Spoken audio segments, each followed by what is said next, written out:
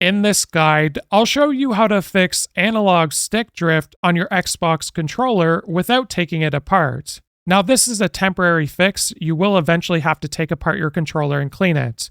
But in the meantime, press down on both your analog sticks for a few seconds. Then you want to rotate your analog sticks around the border 3 times in a counterclockwise rotation. After you've done that, we're now going to go in a clockwise rotation at least 3 times.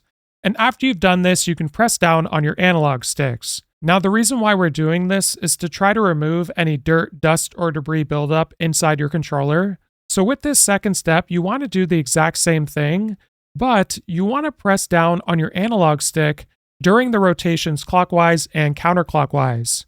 So after you've finished doing the 3 rotations both ways, press down on your analog sticks again and test out your controller to see what the stick drift is like. So the next thing we're going to be doing now is you want to press your analog stick to the border on the one side, and then on the opposite side while pressing down on your analog stick, there's going to be a gap that's formed. So what you can do is blow into that space similar to an N64 cartridge, or even better, if you have a compressed air can or some electronic contact cleaner, you can spray into that space to try to remove any dirt, dust, or debris buildup. Just make sure to work around the entire circumference of the analog stick. If this guide was helpful, like and subscribe, and we'll see you in the next one.